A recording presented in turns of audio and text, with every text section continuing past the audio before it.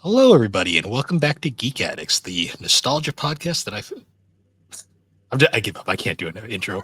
I'm Bill. I'm Bill. This is Matt. How you doing, Matt? How's it going? It's good.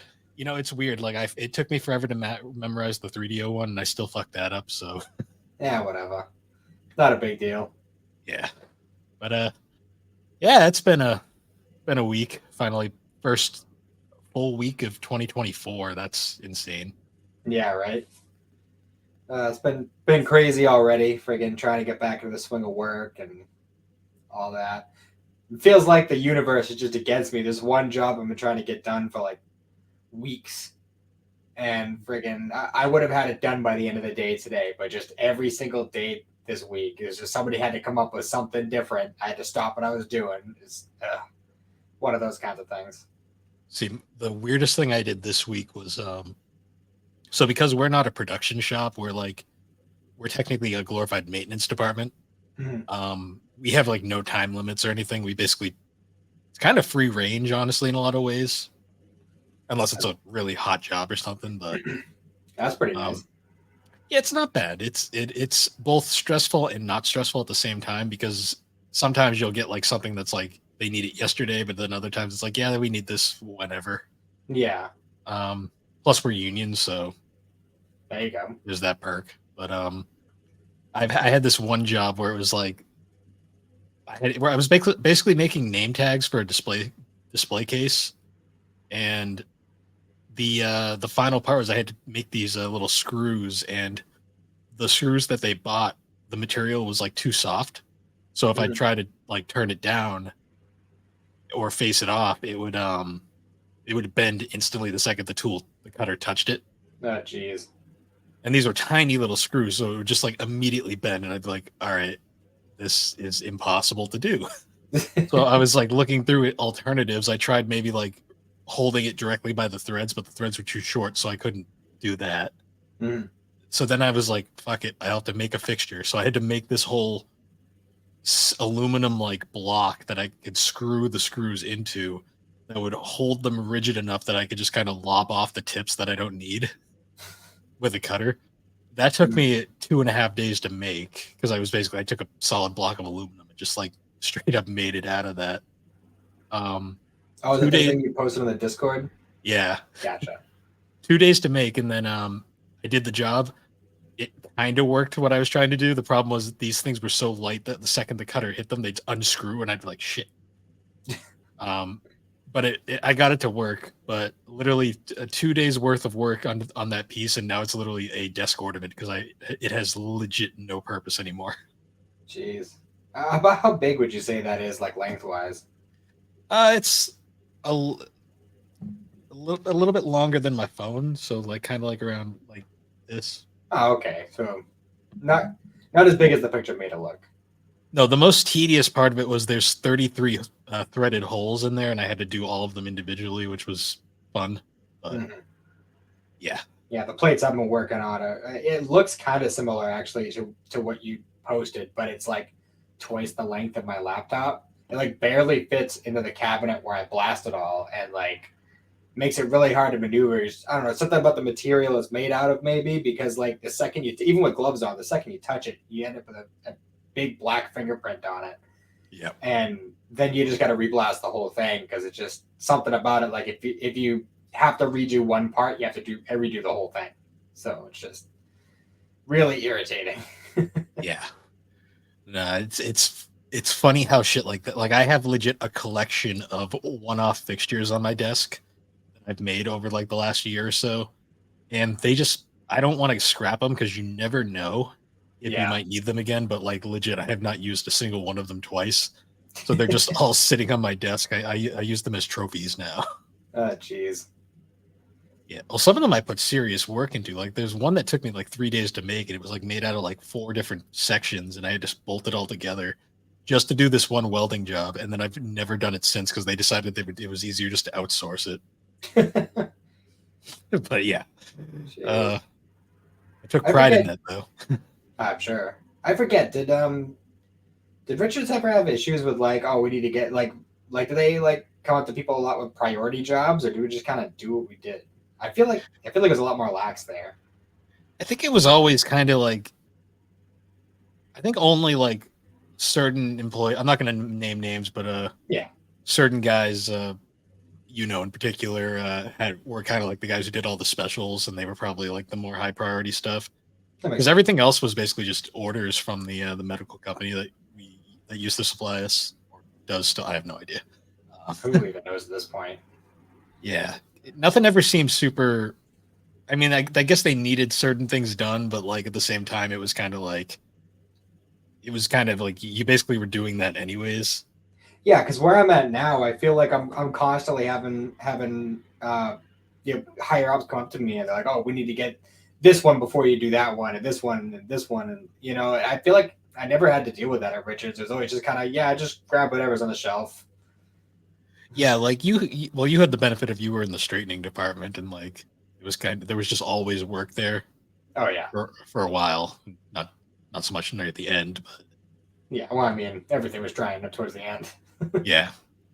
And the guy who was running that for the most part seemed to kind of have a schedule like set up down for the most part, at least for Mhm. what I saw.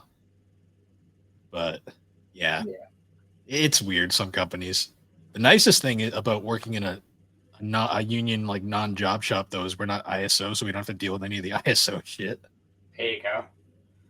That's one of the things at my place where it just ISO is always in the middle of everything. Yeah, we got shit everywhere because we're not ISO, so we don't have to follow any of that BS. We just have to make it look presentable when the higher ups from a corporate show up. That's about it. There you go. Yeah. Other than that, though, nothing too crazy. I experimented with ordering books from Barnes and Noble. Uh, Oh yeah, yeah, I'm not impressed. Like my order was supposed to arrive on Monday, and it's still not here. really. Yeah, and it's apparently been in my town for like 3 days now, according to the tracking, and they just haven't delivered it yet.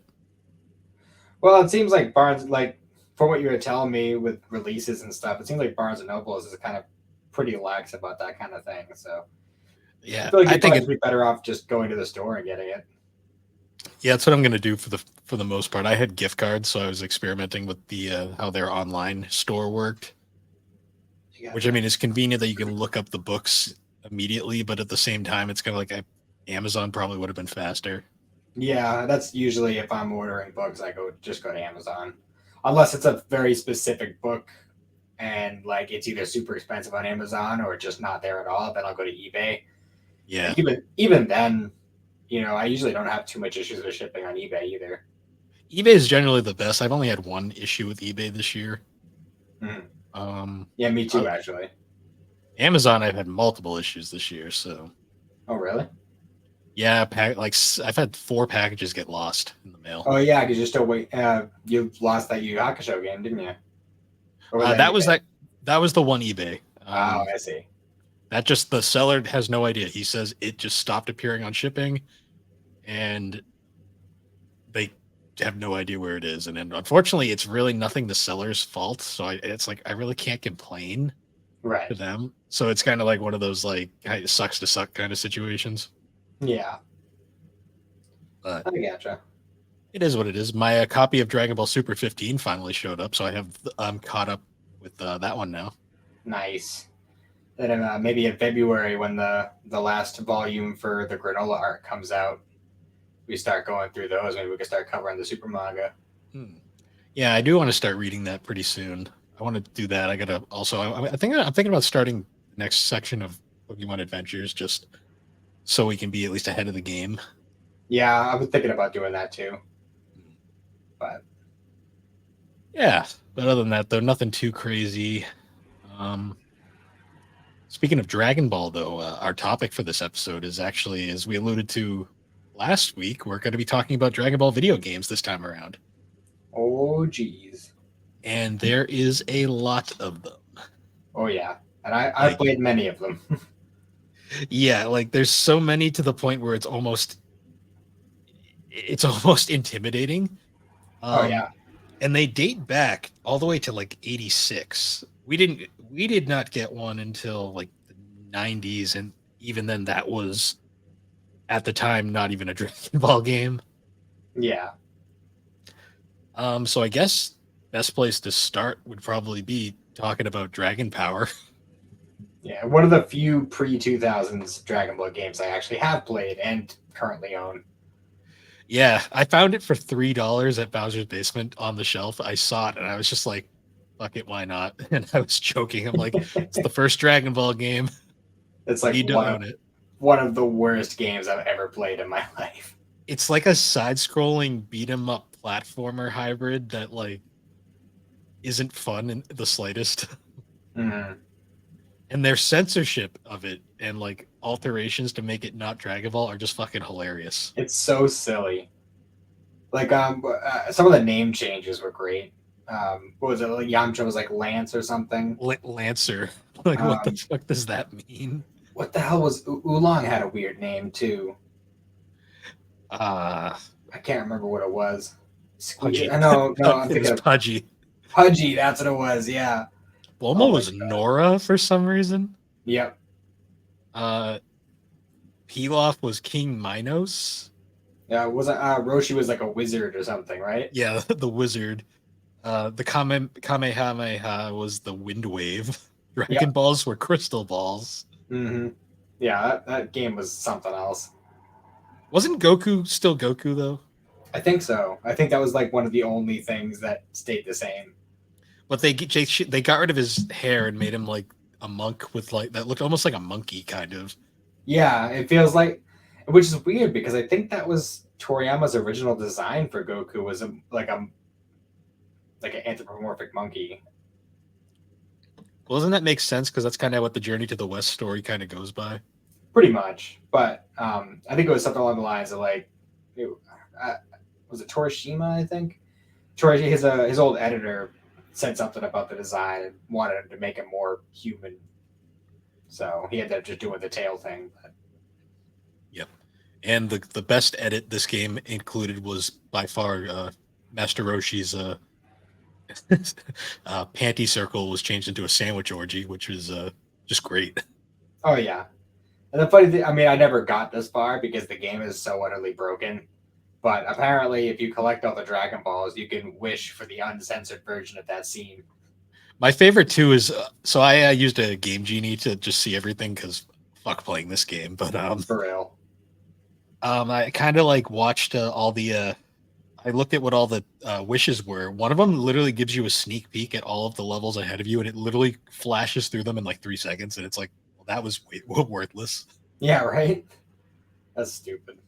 I think one of them is you can watch the sandwich cutscene again as well, just because. Well, I think that's probably what I was talking about. It probably is it, but I mean, it's also NES, so the sandwiches and the panties are look the same pretty much anyway. So It's such a weird. It's supposed to be like referencing the scene where Bulma flashes Roshi early on in the series, but yeah, yeah, that game is so shit. But it's like this weird like piece of history. I think it's actually like the second Dragon Ball game technically made. really, I thought it was the first. It's the first official one. There was one on some Japanese cassette player thing. Oh, okay. You know, the thing about this game is it wouldn't even be that bad if the health wasn't also a countdown timer. That's what really Yeah, breaks the game. I don't know what NES gaming is weird. So, Just- like, even if you don't get touched by an enemy at all, you're constantly losing health. yeah. Other than that, though, like the NES had a bunch of Dragon Ball games, but we did not get any of those. There's like some of them are like these weird card RPGs, which would be a running theme in Dragon Ball games. Mhm. Then there was also some fighters, although NES fighters kind of suck, so there's not really much to talk about there. Right. Um, any other thoughts on the NES games or? No, I mean Dragon Power is the only one I've ever played. I have a Super Nintendo Dragon Ball game, but I never got the chance to play it because my Retron died before I had the chance. Okay. I don't even remember which one it was. It was like Goku Densetsu or something, Super Saiyan Densetsu, something like that. Yeah, I know. A lot of the SNES ones were like mostly fighting games, like the Botoden. These names are very hard, so I'm gonna mispronounce a lot of them. There was a lot of those fighters, and they look really cool, but like they also look like they're a pain in the ass to play. Oh yeah. Like just from like a design standpoint. Apparently, Super Bododen got released on the Switch in 2018. What? Yeah. I'm Is gonna this? look into that because I've looked up Dragon Ball games on the Switch store. Maybe it's only in Japan. Well, no, it says North America. All right, now I'm Huh. really confused. I have to like. Are you sure it doesn't say 3DS? Because I'm pretty sure when Extreme Oh, Butoden was released on 3DS, if you pre-ordered it, you would have gotten a download code for Super Butoden. it was a pre-order bonus in Dragon Ball Fighters. That's what it was. Shit. Did I pre-order Fighters? I think I pre-ordered Fighter. Oh, not for Switch though. I pre-ordered it for PlayStation. Shit. That's what it is. Damn it. That's weird. And Two missed opportunities for that game now. apparently, if you pre-ordered Extreme Bododen, that's a game we'll be getting to later for 3DS. You could have got Super Bododen too. Yeah, that was the one I was thinking of. Okay. Yeah. Well, I missed out on that, but those exist. Mm-hmm. They're decent fighters from what I've heard, but At least for nothing. the time. I've emulated one of them, and it's like it looks nice, but like playing them is a pain in the ass, which you could say for a lot of Dragon Ball games. Oh yeah, for sure. There's also Dragon Ball Z Hyper Dimension. I don't know if you ever heard of that one. I've heard of it. I've never played it myself though. What was it for? It was another SNES one, and it was like another fighter, but it wasn't part of like the Super Budoden games. I think I've seen footage of it played before, but I've never played it It myself. I've seen footage. It's like weird. I think maybe Team Four Star did a Let's Play on that because I generally don't watch Let's Plays, but I used to watch Team Four Stars, especially during like the Christmas season because they always used to do like a bunch of old Dragon Ball games during that time of year, Hmm. which is always fun. Now, moving ahead, we can get into like the era where we actually started getting Dragon Ball games because there was a couple for like the PS3, not PS3. I'm getting ahead of myself. PS PS1 Saturn era. Mhm. There's actually two on the Saturn that I imported. There's like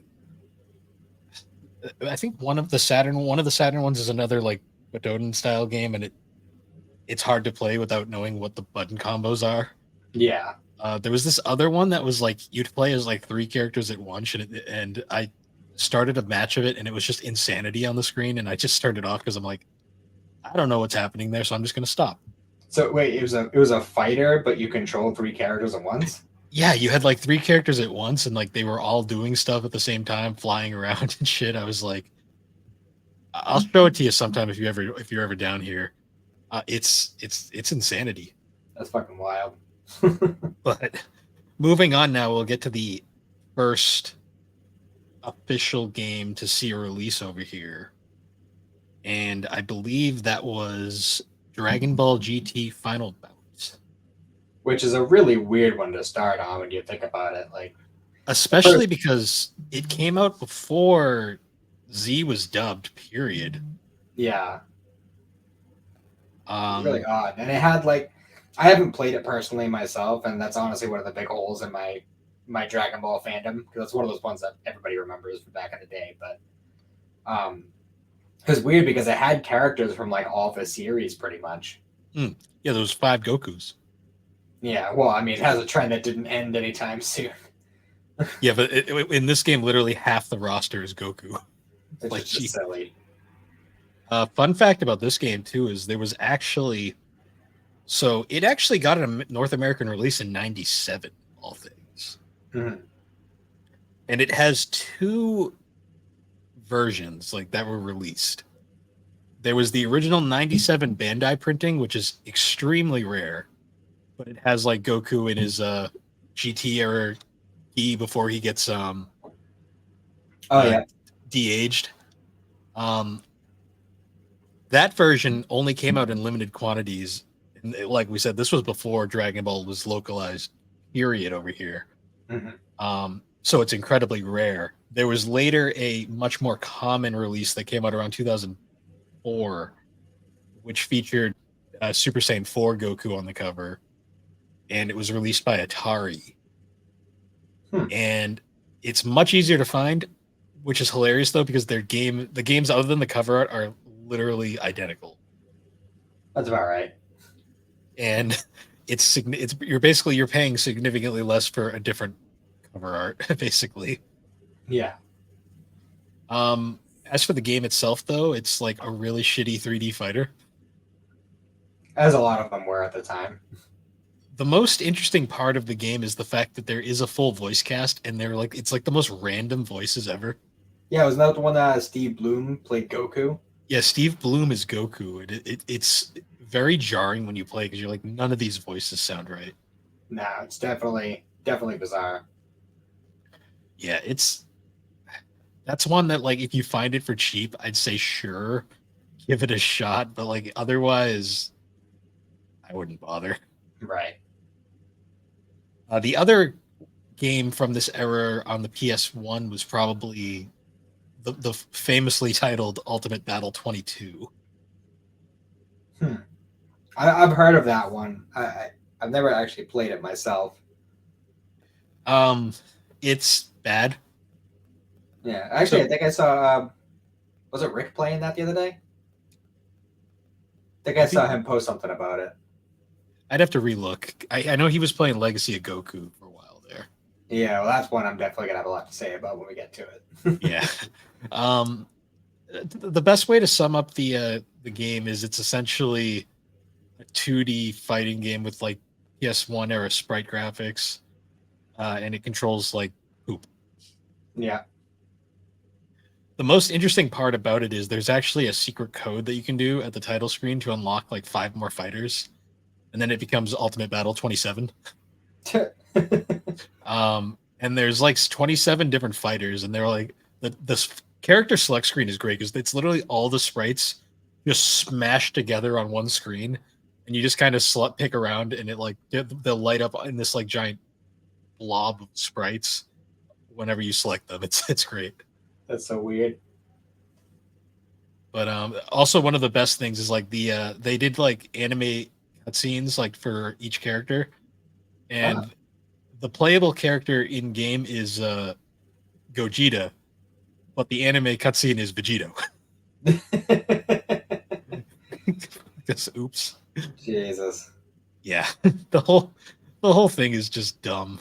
It's one of those games that like you only play it because it's cheap and no one cares about it. Yeah, it's so bizarre that they would make that kind of mistake though, because like it's not I like don't Japan doesn't know these things. I don't think the team who made it was really paying attention. I guess not. I mean, at that point, Dragon Ball was already a huge phenomenon over in Japan. It had already wrapped up by that point, all of it. So it just seems like a really big oversight. Yeah, this game wasn't well received even in Japan, so I don't think the team that Understandable. made it really cared much.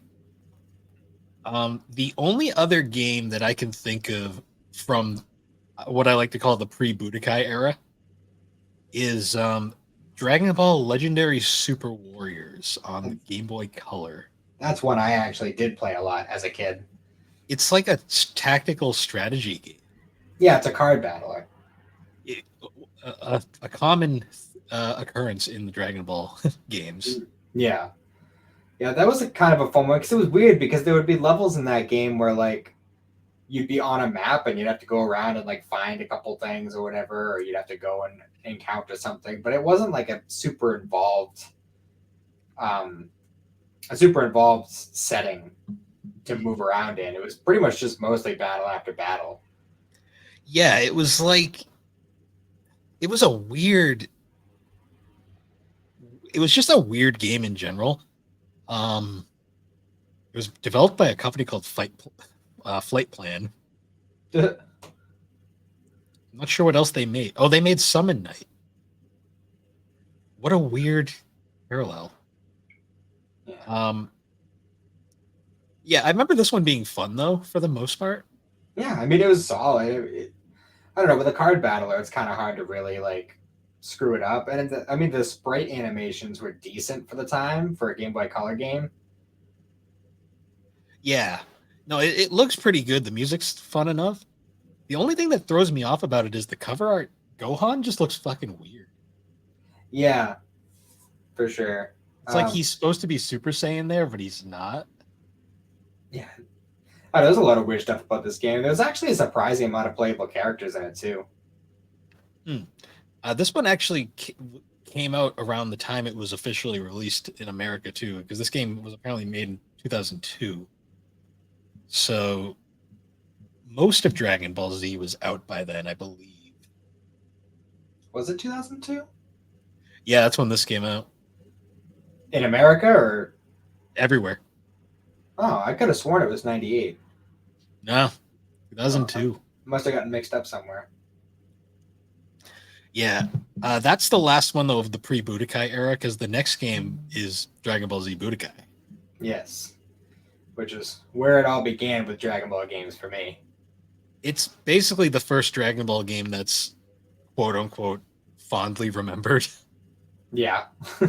Budokai is interesting because as a fighter, it's not particularly good. Like, well, by nowadays standards, it hasn't aged well. Right. But what makes Budokai so fucking entertaining is the amount of charm and clear like attention to detail that was put into this game. Mhm. Because the company that made this one was a company named Dimps, who have quite the track record. So they were formed by former SNK developers, and they're most well known as they made all the handheld Sonic games for a while. Okay. They also they had a handful of fighting games they worked on. Like they made an Inuyasha fighting game, believe it or not, on a PS1. Ah. They also helped make Street Fighter 4. So they have an interesting pedigree. But they also made a lot of Dragon Ball games, and their first one was Budokai. And Yeah. I honestly think the thing about Budokai that makes it stand out even today is the story mode. Yeah, the cutscenes for sure. Were one of those things that like always stands out in people's minds from what I can tell. Well, because it's the only one that really tried to do this like as faithfully as it did. Because they actually try to recreate most of like the big important cutscenes, well, scenes from the anime like throughout the game using the in-game engine. Mhm. And they actually got Funimation to redub and like voice all of them, so it's like the full original funny cast. This is still pre Kai, so we still have like Lindy Young is Riza, and I think the original voice of Kid Gohan is still Oh yeah. there. Oh yeah. It's like legit all the old school voice actresses. I think it's still Tiffany Vollmer as Bulma as well. Mm-hmm. Although I don't think she was in the story mode much. No, I think she appears like once early on. Yeah, I think you like might see like little bits of her on Namek or something in some of the cutscenes, but aside from that, she's not really in the game much. I think it's Yeah. more so when the second Budokai, where she's the shopkeeper. Yeah. That's another thing about this game. We had mentioned it in an earlier episode, but this game has some weird like tonal pacing issues, which is pretty fun. Yeah. Especially because it has like fighting game logic. At times, like when you finish a fight, you'll get like rewards and stuff, Mhm. and sometimes the rewards pop up mid cutscene. Yeah, that was weird. Like one of my favorite ones is like when Trunks gets shot through the chest by Cell, and he's like falling to the ground, and then it's like, you got a capsule pops up on screen, and it's like great.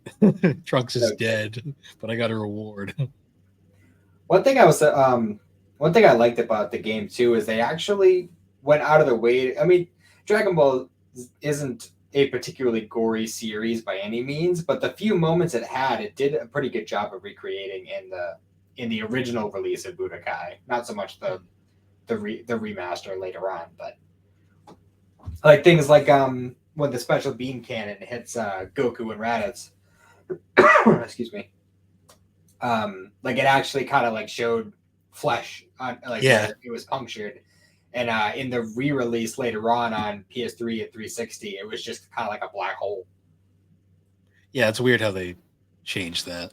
Yeah, I don't know why, because it feels like with time, games like that have had a lot less strict rules. So I don't know why they went out of their way to make it less gory. Not that it was particularly gory in the first place. Who knows? Um, another speaking of Raditz, another fun thing is there's some wacky mini games throughout this game as well. Oh yeah, the freaking the special beam cannon mini game was like killed me as a kid.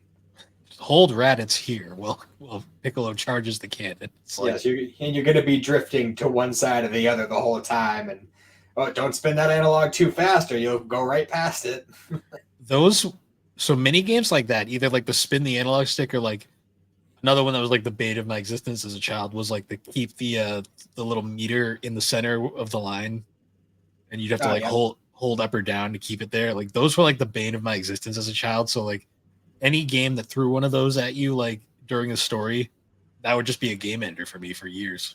yeah. And there's a couple other ones where it was like pretty much playing catch with key blast. You had to keep deflecting it like a certain amount of times, and there was all sorts of stuff like that throughout the story mode of this game.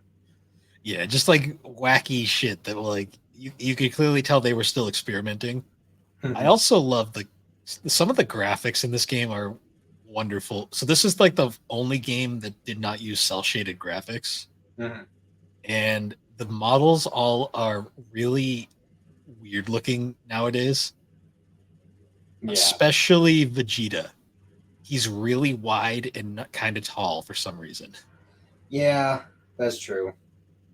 But I still liked using him a lot. Although I will say my go to character in all the Budokai games was Teen Gohan. Yeah.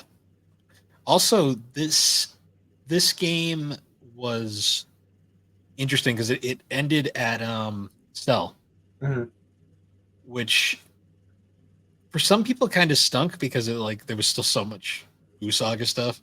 Yeah, But I think for what the game is, ending at Cell was a pretty good place to end off. I mean, honestly, Dragon Ball Z could have ended at Cell and it would have been a fine ending.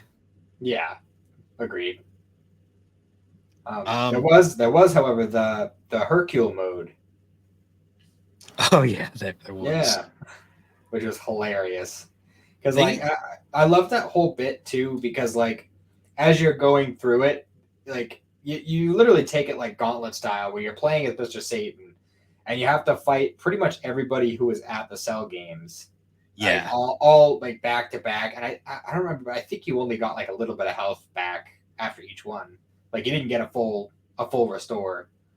Um, Mm. but with each one that you fought, there would be like a little exchange between Mr. Satan and whatever character. But then you would also get Mr. Satan's inner monologue where he's like trembling in his boots. Yeah. Mr. Satan is just a an interesting character. Like going back to Ultimate Battle 22, he was in that game. He was one of the 5 bonus characters, Oh, was and he?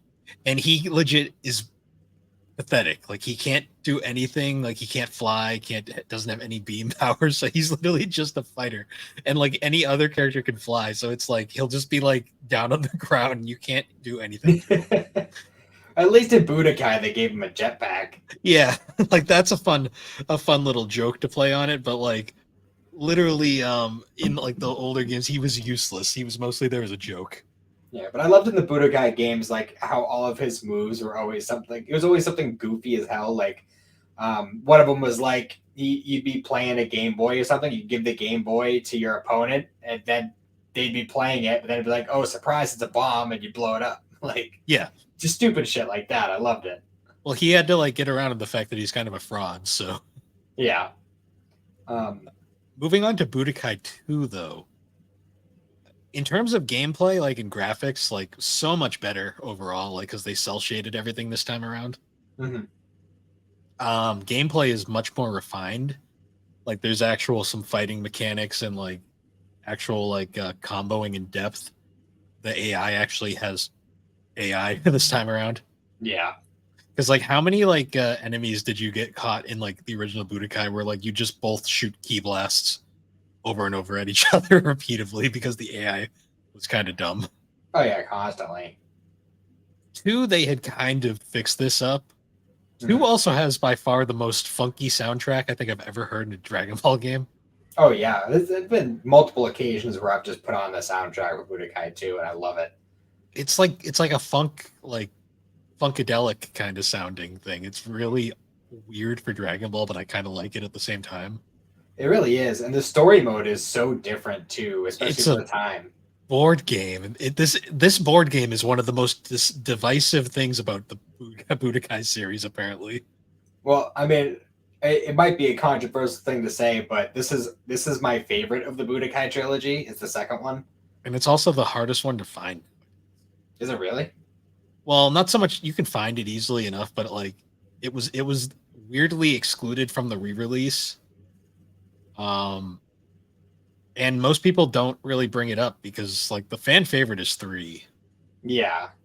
Which I have things to say about that, but we'll get to there when we get there. There are reasons why I like 2 more than 3. Um, The but board game the board game is so funny though. it is. It's so goofy, but it was a fun way to kind of get around the fact that these games didn't have co-op. Because what I would Yeah. often do with like my friends or siblings or whatever is we would start it up, and usually the way it would work was you'd have Goku, and he'd be like the only like actual person on the game board, and everyone else on the game board is like game pieces with just like a face on it. Yep. And whenever you would start a level, you would have the Goku one, and then it would give you the option for like 1, 2, maybe up to 3 side characters, and they'd have like half the health that Goku does. But you could choose whichever ones you want. Weirdly enough, Adult Gohan was always on the list, even in the Saiyan saga. Um, Video game logic. yeah, but it was really cool because you could get around the whole no co-op thing by just saying like, okay, like I'll play as Goku, and then like whenever you could play as Gohan or Piccolo, whenever that player's turn comes up, then you just take the controller, and we'll do it like that. Yeah. I also like during the cutscenes where like you'd be on the game board and then the characters just pop up on screen and they just start like yelling at you about stupid shit. And I'm like, this is so it's very it's an interesting way of telling the Dragon Ball saga for like the 30th time. Yeah, it was definitely different, and at least for us over here, it was the first time we actually had like from the beginning to end Dragon Ball Z story. Yeah, it was the first of many retellings of the Dragon Ball Z story because spoiler warning, most of these games just retell the story of Z. Yeah, which it does get old, but it does matter the different ways you do it. Yeah. There are a few exceptions, but for the most part, you're going to be seeing the Z story a lot. Yeah, for sure. And I guess speaking of that, moving over to Budokai 3, this is the one that most people like. Yes. I guess I understand why.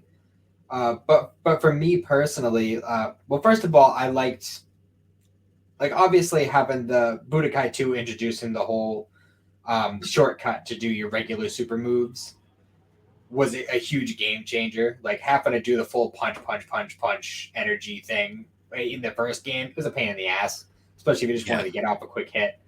That it really changed the game in the second one, and but the third one, it was that freaking ultimate mode, Yeah. whatever it was, dragon mode, whatever it was, like that kills the game for me. Like if that wasn't a part of it, I probably would like Budokai 3 the best. But it just the AI spams it, and when you're in the ultimate mode, you're pretty much that you get no knockback when you get hit, unless the person you're fighting is also in ultimate mode. So it's like you never really can get like a solid hit on your opponent, because when you're in ultimate mode, you also activate like this dragon rush thing, which would pretty much turn the fight into a rock paper scissors match, and you could very very quickly have all of your health just drained because of that. And that just made the game incredibly frustrating. The thing I remember most from this one is like the flying, like over the world map, like as Goku thing, or like the story mode. That was definitely one of the best parts of it, Because for that was sure. like the first time you really got to do that in a Dragon Ball game. Yeah, I think aside from Legacy of Goku 2, I think that was one of the only ones I can remember being able to. Yeah, well, first console game, anyways, I should say, Yeah, yeah. because we'll get to handhelds separately. Mhm. Because following Budokai 3, so there was additional fighting series for Dragon Ball as well, but Dimps did have one final game on the PS2 era, Dragon Ball Z Infinite World, which was, I guess, Budokai 4, kind of. Yeah, was that the one that only went through Cell? Or was that I the burst limit? I think that was Burst Limit because Okay. Boo and Frieza are on the cover of Infinite World, so I assume they're in here. Okay, that makes sense. The thing I remember about Infinite World was they fucked up the balancing, and Yamcha somehow ended up being OP. Really? Yeah, That's it, hilarious. Infinite World you can tell was definitely made like super rushed, like last minute. Um, because they were so this came out 08, so they were probably working on Burst Limit at the same time as well. Yeah. Um, yeah, this one is pretty not good. I'm not gonna lie. It's Budokai 3 but worse. So Yeah. Well, I mean, that was one of the ones I never got. And honestly, well, actually, between Infinite World and Burst Limit, because I would see them at GameStop and stuff, and I'd stop and look at them, but just based on what I saw, it just looked exactly like Budokai. I'm like, well, I've already had that 3 times. I really don't need another one. it's the game you play if you're really a fan of Yamcha. Yeah, that's fair. Um, Um, now, aside from Budokai, we also had the Budokai Tenkaichi series. yes, which is getting a revival soon. Yeah, out of all things, yeah, which I find interesting. I'm really Um, excited for it. That's one of those like fan favorite series of games. so these ones to me really kind of all blend together for the most Mhm. part, like one Budokai Tenkaichi 1, 2, and 3. Yeah. Um, the only one that I feel like is really worth talking a lot about is 3. Um, I definitely see your point. It's been a while since I played it, but I definitely think there's a lot of good stuff with 2. The first one was definitely more of a testing ground. The first one is borderline unplayable these days. Yeah, the second one improved a lot off of it, and um, I like the story mode of the second one. Okay, that's And fair. it played around a lot with like what ifs and stuff, and that's always fun for me. That yeah, that's true. So for people who don't know, the Budokai Tenkaichi series is instead of being a 2D like standard fighter like a Street Fighter or something, Budokai Tenkaichi is like an arena fighter where like it's full 3D and you basically can fly around and do all this crazy shit in the battle arenas. Mhm. The problem is though, and honestly, I think the biggest like detraction for these games is unless you're a massive Dragon Ball fan and you have a lot of time in your hands to figure out these controls, these games are very not beginner friendly. No.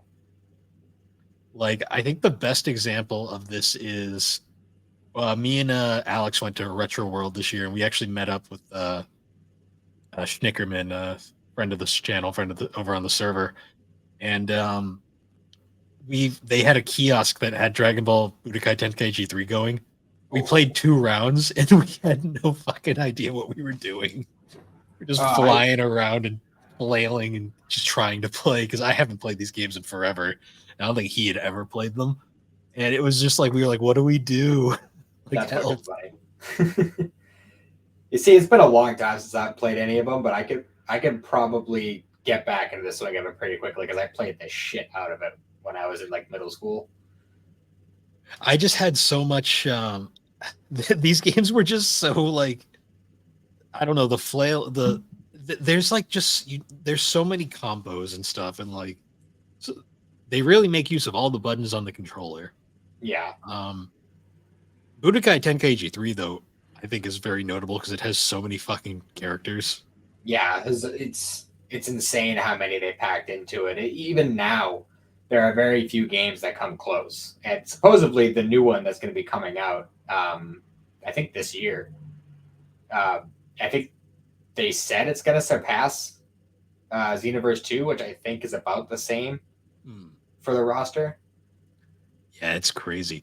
But It, they had like all the movie villains. They had like some OG Dragon Ball characters, Dragon Ball GT characters, uh, way more Z characters than it needed. Like, who really needed 5 different versions of the Frieza Soldier? But fucking, yeah.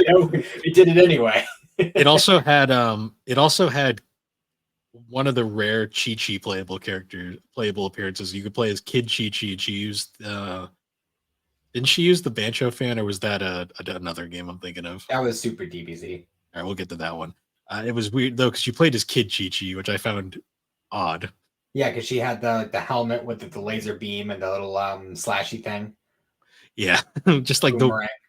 the version of Chi Chi that no one remembers. Yeah.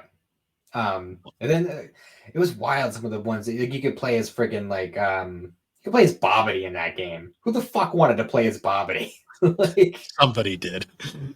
and like, There's the one Bobbity fan out there who's like, yes, this is my dream. yeah.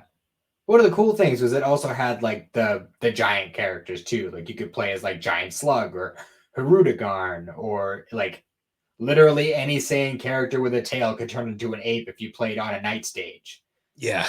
which is pretty cool.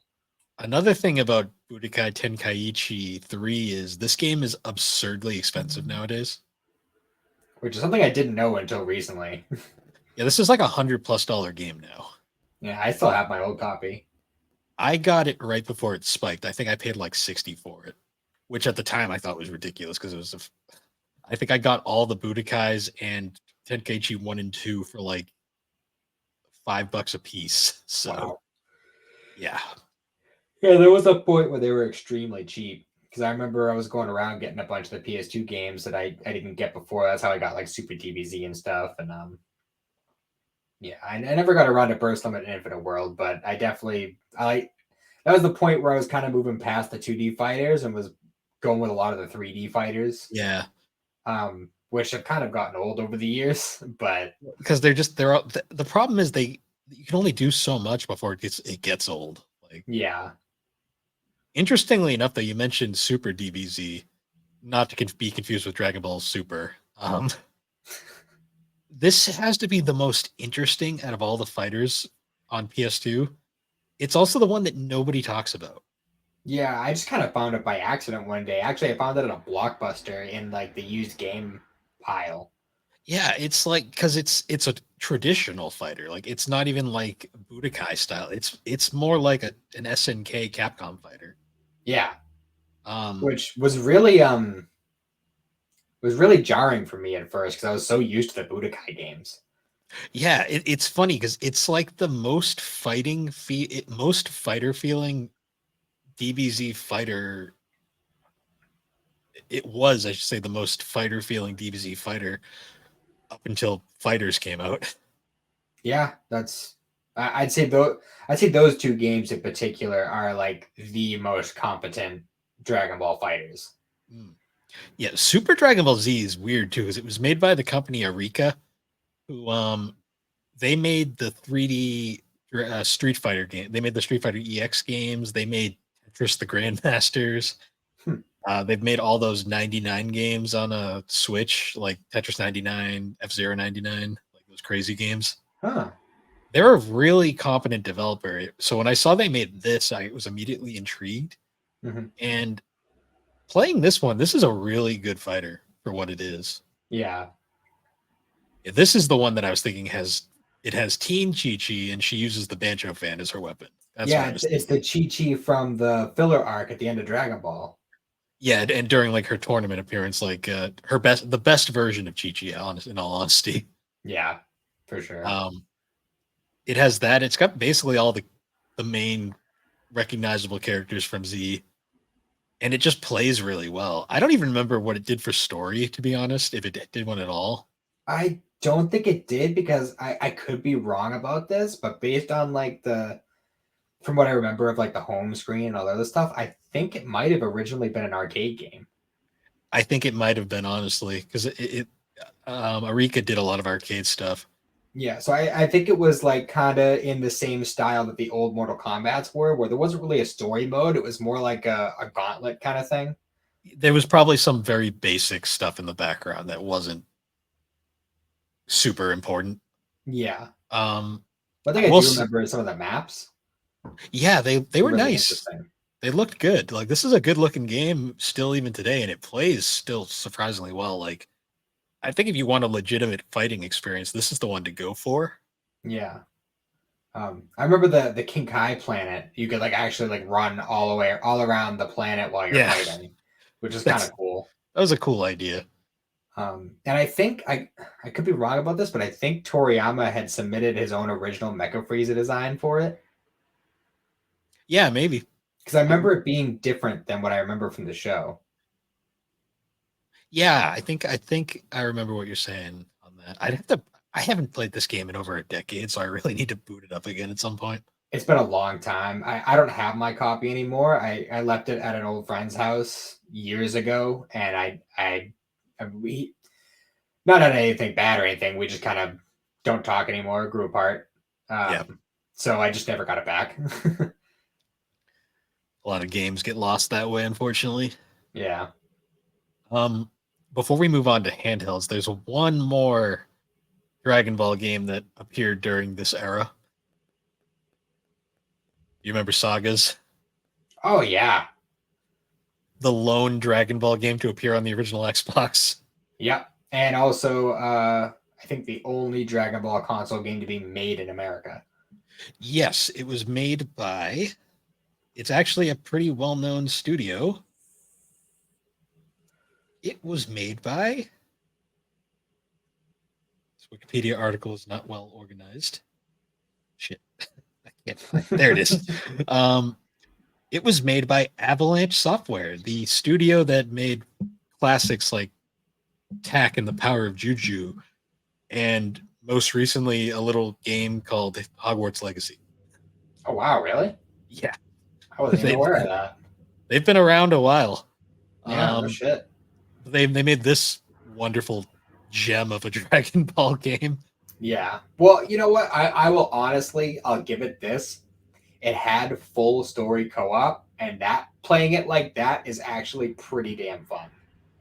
It is, It's an although extremely broken game, but oh yeah, the game it's like an action adventure game where like you go through like levels based around the Dragon Ball Z saga. It's it's like the perfect definition of mediocre, I guess you oh could yeah. say, because it clearly runs off of the TAC engine. Um, and my God, is it does it play okay? That's like the Yeah. best way to explain it. It's so awkward. And it's like it's honestly like I don't know how much you played it back then, but it's one of those things where like you don't actually want to buy all the upgrades because they will ruin your combos because it's so easy to just cheese that game with just regular punches and kicks. Yes. But yeah, the game is not good, but it is certainly fun, especially if you have somebody playing with you. And I think I that's one think of the only co-op Dragon Ball games that I can think of. one of the only yeah, now that I think about it, I can't even think of another one. I'm trying to think of during the PS3 era, maybe. No, even well, we'll get to that Because eventually. that was like the Raging Blast era too. So Yeah, we'll get to those in a hot minute. But so now the handhelds from this era. This is to me the handhelds from the PS like the sixth generation era are possibly the most interesting period of Dragon Ball games in a lot of ways. mm, Because we had mentioned them earlier, but we had the Legacy of Goku trilogy, which is probably the most well remembered yes, series of games from this era. also And American made. yes, they were made by the most obscure developer ever, Webfoot Technologies. Mm-hmm. They are known for their notable games are the Dragon Ball Z Legacy of Goku series and Hello Kitty, happy party pals. Got some real winners right there. I think they also made a game for the 3DS that had something to do with being like a garbage man or something like that. Um,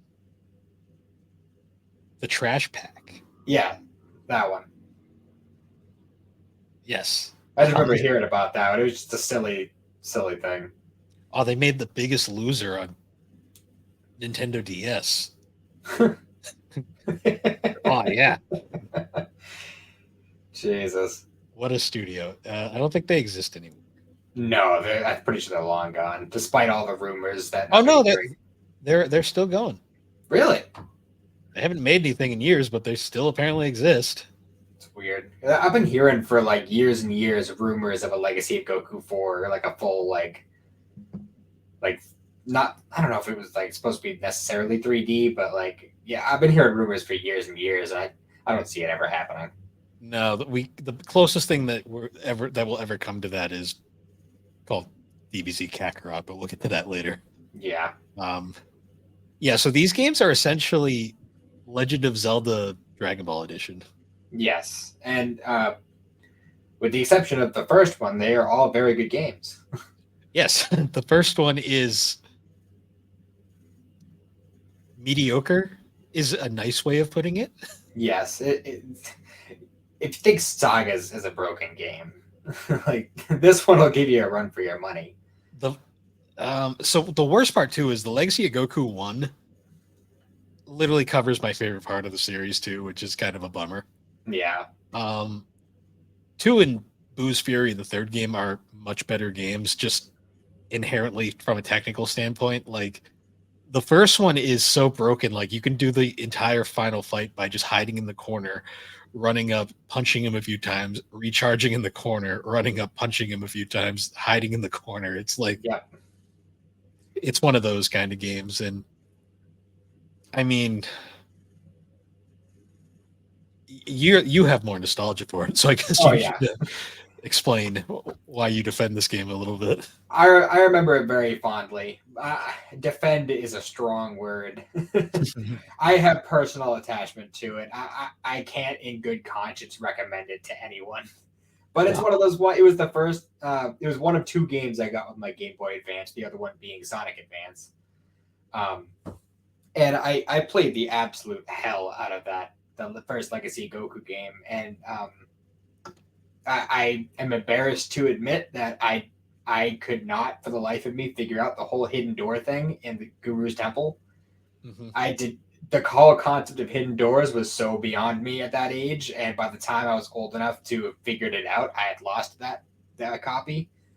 So I didn't actually figure that out until I was like late teen. But as a result, I ended up just kind of grinding until I hit max level, and then I would just start the game over and do it all over again.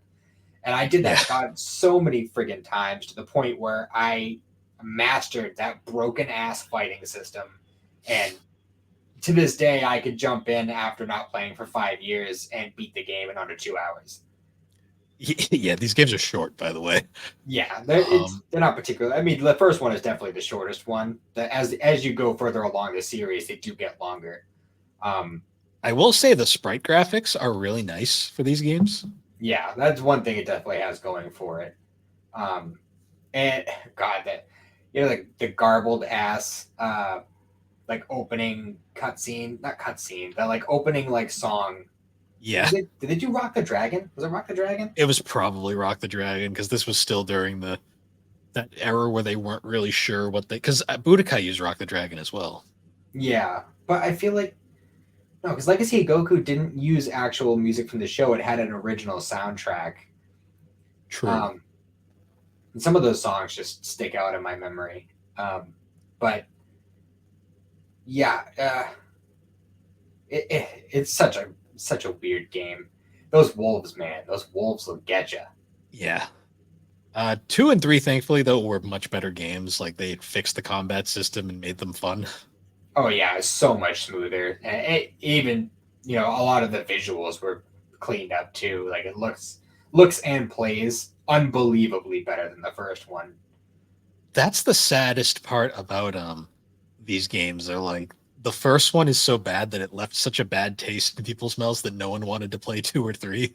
Yeah. Well, the funny thing is though, is the first game still sold over 1 million copies. Yeah, because it was like one of the few like GBA games out at the early in the system's life, Mm-hmm. and it was a recognizable. Dragon Ball was probably at its peak at that point, like Yeah. commercially, during its first wave, anyways. Yeah. Um, so what's funny about Webfoot Technologies is they made other GBA games as well, Mm-hmm. and when I say made, I mean they made a game. Uh, so we had two. They made 2 other games aside from the Legacy of Goku series. There was um, my personal least favorite Dragon Ball game ever, Dragon Ball Z Tenkaichi. Oh, yep, yep.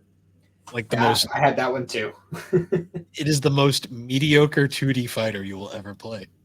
it, it's a stretch to even call it a fighter. Even like It's you it's can't even do combos in that game. It's so weird. it's it's like a bad Mortal Kombat kind of. It just doesn't play well at all. It uses the same like weird, almost like 3D pre-rendered sprites for the characters, and they just look awful. Yeah, It is an ugly looking fighter. That is all I'll say about it. yeah. It's not a pretty game, and it didn't even have the upsides that things like Supersonic Warriors had, where it would have like fun little what if stories and stuff. Like no, it was just a shitty game, and there was no fun to the story at all. It was just fight after fight. Yeah, and then their other wonderful game they made during this era was Dragon Ball GT Transformations, the Which most beat 'em up of a beat 'em up game you'll ever play. yeah, which I think it was actually originally supposed to be like the Legacy of Goku games, but I don't know for whatever reason they ended up going with the beat 'em up route. And I mean it Something wasn't tells me the budget was cut at some point. probably. I mean it wasn't awful, but it's definitely not what I wanted. It's such an average beat 'em up that you kind of just play through it and you're like, great. It's one of those like, you go to the rental store and you have your money to rent that one game that you've been saving up for a while, and you have to pick wisely because you're only going to have only get one choice. Mm-hmm. So you pick Dragon Ball GT Transformations and you finish it in a day, and you're like, "Fuck." Yeah, That God. didn't that totally didn't happen to me back in the day. Yeah, right. I'm not venting at all. Although if you want to play a good handheld Dragon Ball beat 'em up, Advanced Adventure. Advanced Adventure is so good. It's a Dragon Ball game. There wasn't a lot of these back in the day. There still isn't that many. No, there really isn't. There's like, I think since this one, there's been like 3, Yeah, there and, was the who was what the King Piccolo one on Wii. and then the 2DS games. Oh yeah, Origins and Origins 2, that's right. Yeah, there really wasn't much. No, But Advanced Adventure was cool because it was a competent side-scrolling beat 'em up, and it played from the story right from the very beginning of OG Dragon Ball through the King Piccolo arc. yeah, which was neat because like we didn't. There still isn't a lot of original Dragon Ball representation in gaming. There's not a lot of original Dragon Ball anything really, which is kind of a bummer. It really, But yeah, really gets the shaft. It's upsetting. interestingly, the company that made the Budokai games, Dimps, made this one as well. I believe that. It's definitely solid. There is also, we mentioned it earlier, but there was Supersonic Warriors, Hmm. and this one was developed in. It was a collaboration between Kavia. I think that's the company that made Drakengard and the original Nier, and a company known as Arc System Works, who we'll be hearing from them again later on. Yes. And Supersonic Warriors, I think, was probably the most competent handheld fighter for any Nintendo system. Yeah, Well, for honestly, Dragon Ball games specifically, I should specify. yeah, honestly, like they were some pretty cool like sprite graphics and stuff they tried doing with this one. Like you would actually like fly up in the air, and they'd make it feel like you were actually in the air, which was pretty cool. Yeah. Played really well. Only downside I thought was it was a little too hectic for the GBA at times. Yeah, I definitely think the sequel on DS was better Yeah, in both playability and story. yeah. Honestly, like it was just kind of like one of those things where I think it was like it was a bit, it was too ambitious of a project for the GBA, Hmm. and they rectified that with the sequel that we'll get to in the next generation. We'll be covering the seventh generation of Dragon Ball games, which started with a game we've mentioned a few times, Burst Limit, Yes. which was essentially it was Imps's final Dragon Ball game for a while. And it was basically Budokai on PS3, but stripped down and not as good. Oh, I didn't even realize it was on PS3. Yeah, it was on PS3 and 360. Yeah, see, I after Tenkaichi 3, as far as console games, I kind of like took a back seat on Dragon Ball games. I think until Raging Blast 2 came out. Yeah, like Burst Limit, it was weird because there was like the story was like broken up into these like Z Chronicle moments where they like were meant to be more like dramatic moments in the series, and not like a full on retelling like the regular games. Hmm. And the gameplay really hadn't evolved that far from like Budokai 3, so it just kind of felt like a dated game when it came out. Yeah, It looked okay for PS3 standards at the time, but yeah, not a amazing game by any means. no. We'd also mentioned the two Raging Blast games. Those were by the studio that did the Tenkaichi games, Yes. and they And were I basically a continuation of the Tenkaichi style in a way. pretty much, I mean, it kind of like really opened the gate on, like, obviously the Tenkaichi game started that trend of the 3D arena fighter, but Raging Blast, I feel like, is when they really started to perfect it. Yeah, I remember like these games would always come out, and the ratings they would get would be like atrocious because like people just didn't understand Dragon Ball games. Yeah. I played around a little bit on the first one at my cousin's house because he had the first one, but that one didn't catch me quite as well. It was the second one that really, I feel like, got the mechanics down and made it work right. And these basically just retold the Dragon Ball story again, right? The first one did. The second one was kind of more of like, yeah. Do you remember the way the story mode in Supersonic Warriors 2 was? Yeah, It was kind of more like that. Only it was a weird setup where it was kind of like each character had like a constellation of stars, and each of the stars was a mission. gotcha. Um, but Raging Blast 2 did a lot of really interesting things. First of all, including the plan to eradicate the Super Saiyans movie. It's not dubbed, right? No, it's only subtitled. But if you watch it, you automatically unlock Hachiak, which is kind of cool. See, I remember that more from the abridged retelling that they Yeah, did for it. that's our yearly Christmas special that we watch. Xander loves that. Yeah, it's fun. Yeah. Um, so after Raging Blast, we got so the company that made the Tenkaichi and Raging Blast games was a company called Spike. Their final Dragon Ball Z game before they merged with Chunsoft was another one called Ultimate Tenkaichi, which I think you've Oof. told me is shit. It is. It's glorified rock paper. It's the prettiest game of rock paper scissors you'll ever play on the PS3. Because it looks great, but I've heard it plays like ass. Yeah, well, that's the thing is the graphics are nice, and like some of like the I don't even want to say destructible environments because that's not really what it is. But I mean, it's definitely a spectacle. It looks nice, but it's just rock paper scissors. Yeah, And I think it was the first game where you could create a character, which was fun. Um, and I did play around with that. And there was actually a lot more customization with that than at least with well, I guess it kind of depends on what you consider customization because there was a lot of stuff with like you could change your aura and your fighting style and stuff like that to match other characters like but the actual like physical customization of your appearance was a lot more limited and you didn't have all your tools right off the bat. You had to find a lot of stuff throughout the map while you're playing it. yeah.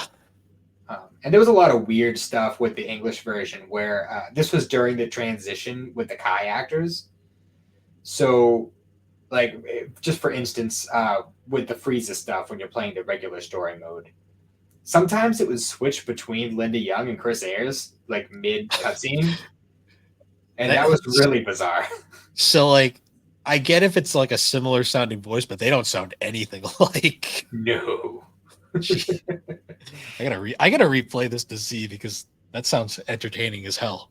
It is. It's definitely silly, but yeah, it's not a great game by any means. I remember they hyped it up. I think they like tried hyping it up by like throwing on the Tenkaichi name at the end to be like, "Hey, look, it's like Tenkaichi 4, but not really." Yeah, because it's not even.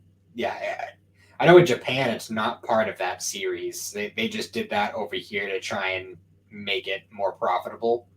Yeah. Which did it work? I don't really know.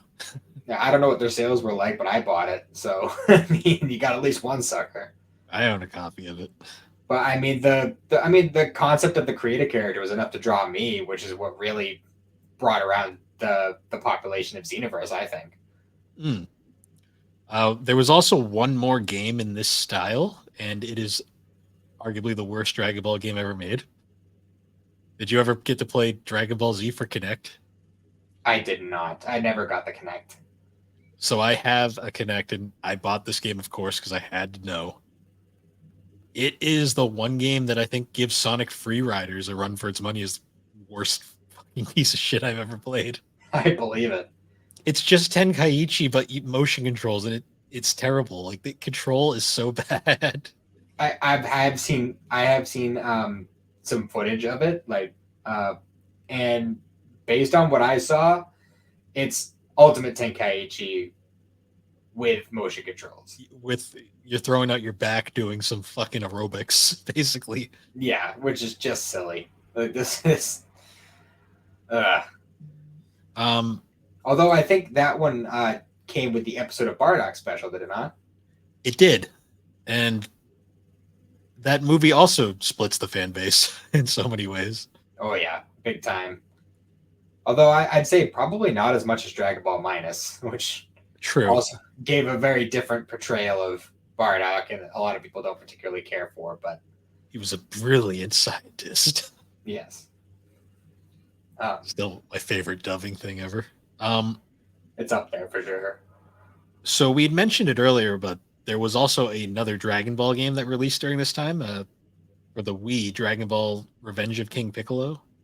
No, I never played this one. I technically had a Wii. Technically, I still have a Wii, but it's at my mom's house, and I think the only one who plays it is my little sister. If even at this point, because she's kind of at an age now where I don't think she's that interested in that stuff. But yeah, it was just one I never really got to. What kind of game is it? It's an action adventure beat 'em up with minor platforming elements. Okay, so it's kind of like Advanced Adventure. Kinda. It's like a 3D interpretation. It's not bad, but I wouldn't call it good either. Is it just the King Piccolo saga, or does it go beyond? I don't remember. I believe it is mostly. I think it starts with Red Ribbon, like, and then ends with King Piccolo. Okay. It's almost kind of like it's a continuation from Origins 2, in a sense.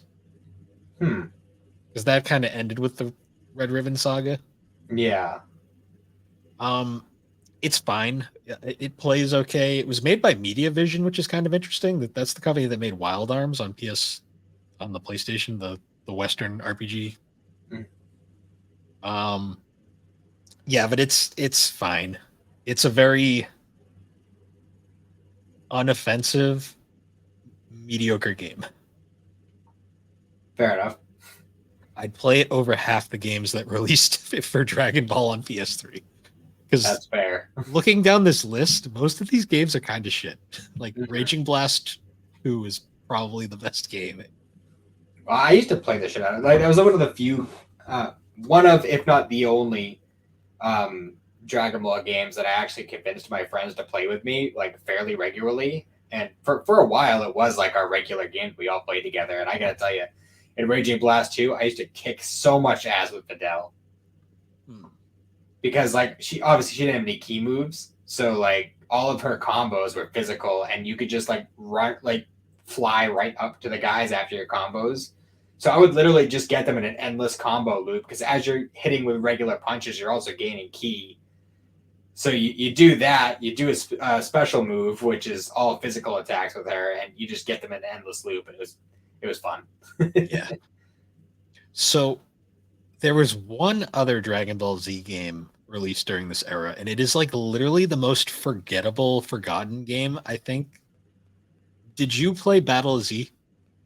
I played it for like 10 minutes. That's not a good sign. Um, Well, I did learn more about it later on, and I think I know what my problem was with it. Is with Dragon Ball games, you don't expect to have the main focus of it be cooperative play. that's true. And I think what Battle of Z was meant to be a Monster Hunters esque Dragon Ball game. Yeah, because it's interesting because this is the first game post Battle of Gods because Beerus is featured prominently on the cover Yes. along with Goku in his Super Saiyan God form. Um, it also has pretty much every major villain from the series at that point, including this really like goofy OG Brawly on the cover, which I find really funny. Yeah, this game is weird because it's like an action role playing. Yeah, kind of like Monster Hunter in a way. Yeah, because that was one of the things is like I tried to play the game alone, and apparently that's not the correct way to play this game. And by the time I learned that, it was already like all online playability was already gone on all the systems that it was on for. Yeah. They didn't even sell it on the Vita store anymore by the time I found that out. Oh yeah, it was on Vita Yep. of all things. It was the only Dragon Ball game on Vita to my knowledge. But yeah, by the time I learned that, the internet capable devices that it was for had all shut down their internet capability by that point. So I lost my chance at that one. Yeah. It seems like one of those games that would have been lit if it came out at a different time. If it had come out like 5 years later, I think it would have done a lot better. Yeah.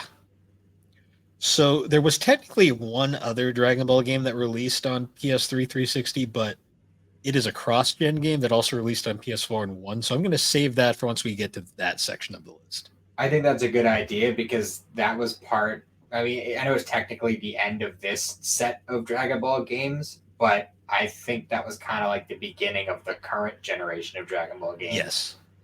That's why I'd like to separate that from the rest because we also have some more handhelds that we should talk about. First off, we mentioned earlier Supersonic Warriors 2. Mm-hmm. Basically, same game, just better. Yeah, better mechanics, better graphics. I believe more characters, more stuff with story, what ifs and such, which are always fun. That's always one of my favorite things of Dragon Ball games is the what ifs. We also, speaking of what ifs, we also had the wonderful dual releases. Unfortunately, these games are really rare and hard to find now, but we had the DBZ Shin Budokai games for PSP. I played the shit out of those games when I was a kid, especially the second one. So after Dimps kind of fell out of favor with the consoles for console games, they basically retreated to the PSP and they thrived making PSP Budokai games for a while. Oh yeah, the Shin Budokai games were so much fun because like they were pretty much entirely the story was what ifs. Where the one I remember most prominently was the second one, and that one was kind of like a continuation of Future Trunks' story, where Babidi and Deborah show up, and it's like a whole thing where they're reviving Boo, and then Trunks like makes like this big, like supersized time machine, so he can bring everybody to the future, and craziness ensues. I just love because those games are all competent fighters. Like they're not groundbreaking by any means, but they're competent enough to play, and the stories are just so absurd that you just like have to watch. Oh yeah, it's so much fun, and it kind of had the same element of Budokai 3, where you fly around Hmm. on the planet, but it's a lot more simplified, and it involved like having to protect the cities that are being rebuilt since the androids and stuff. It was a really cool concept, Hmm. and it Oh, was even 100. branching paths in the story depending on how you do on each level. Yeah, like these games were perfect for the PSP. Like I I need to hunt them down because I my copy I had as a kid is long gone. It probably got destroyed, honestly.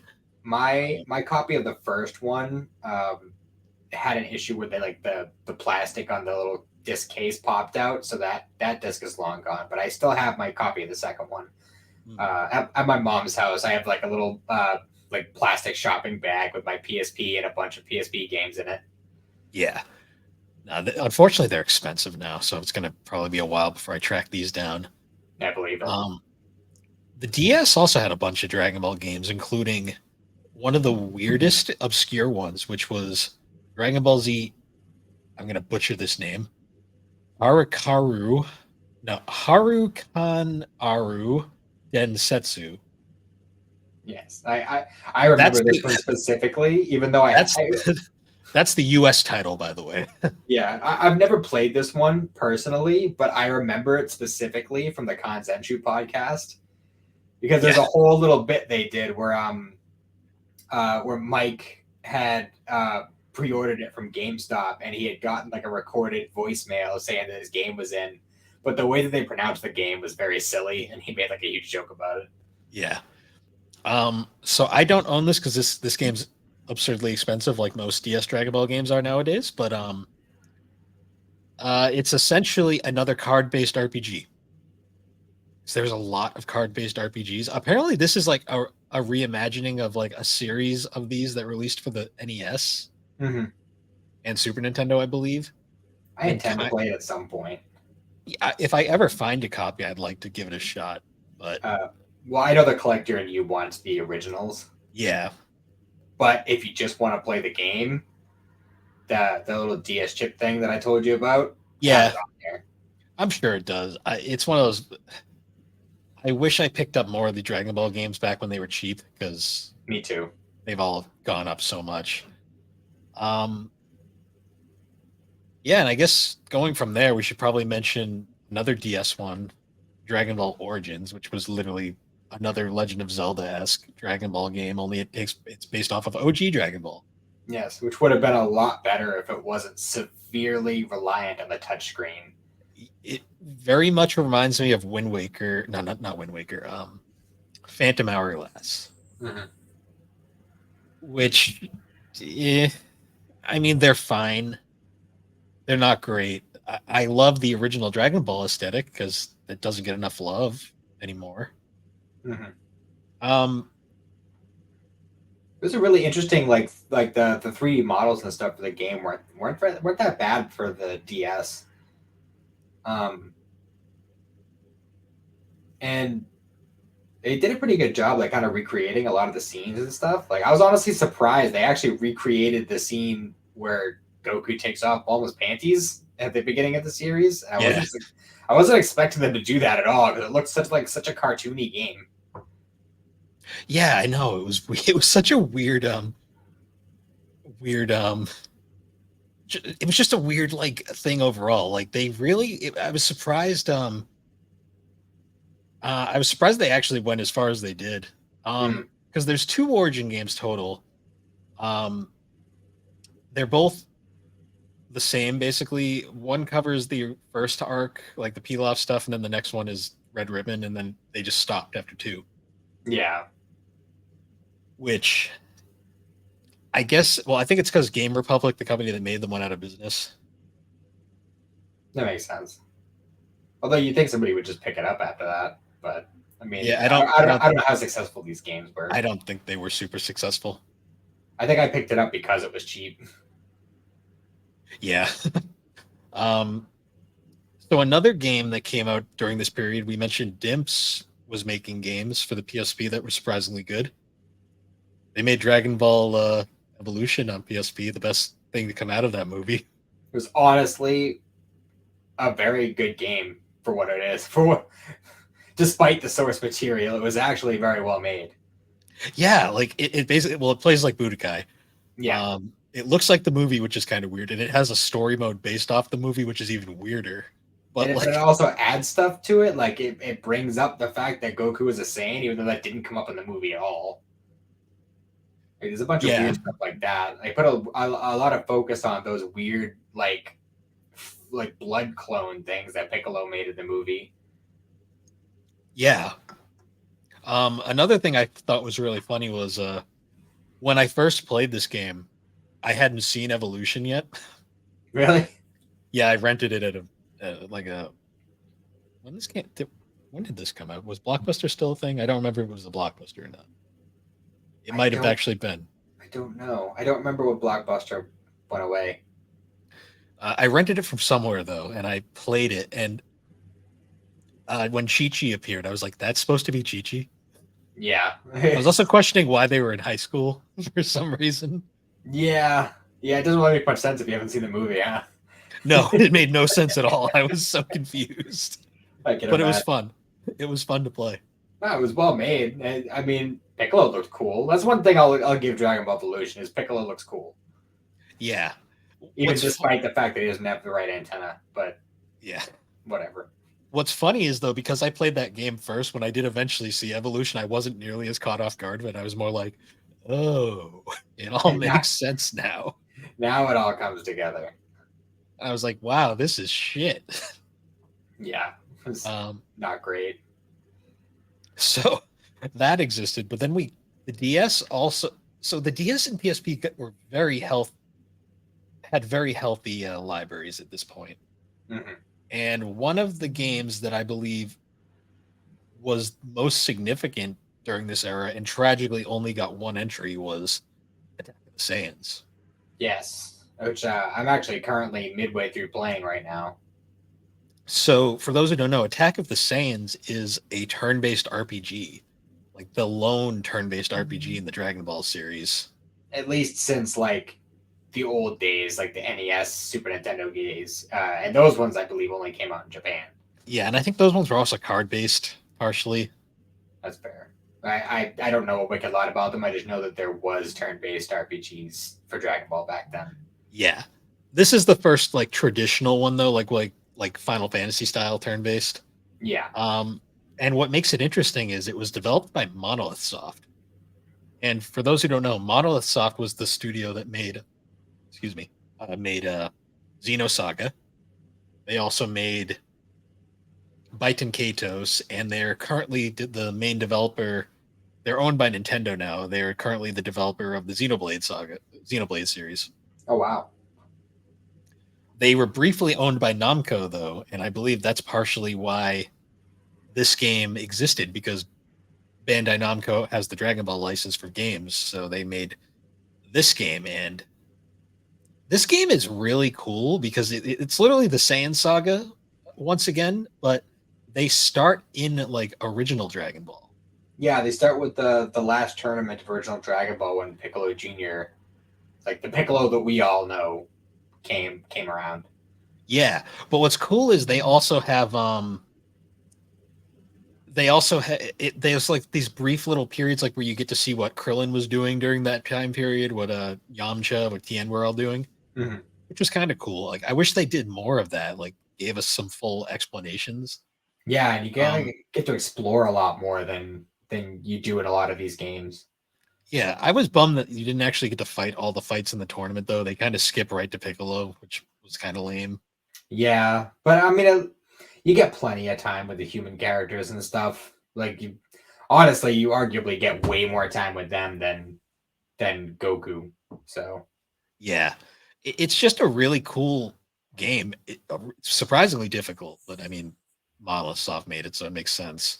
yeah, well, I mean, Um, I haven't had too much trouble. I know I've definitely had some points that were a little bit hard to get through, but I also haven't gotten to the end part of the game yet. So for unexpected licensed RPGs, it's more challenging than I expected, but it's so unlike say there's an Inuyasha RPG on DS, which is dog shit. This game is actually really good. really, they were making Inuyasha games in the DS era. So there's a DS Inuyasha RPG that only came out in North America and was made by an American studio. It is the weirdest thing that exists. That's weird because I feel like Inuyasha didn't do great here. Yeah, I don't. That's why I say it's one of the weirdest games. It's the weirdest Inuyasha game. Period. Yeah, fair enough. What makes Attack on the Saiyans, on the other hand, though, is a very well made game. Mm-hmm. And even like it looks really nice too, like the sprites and stuff, and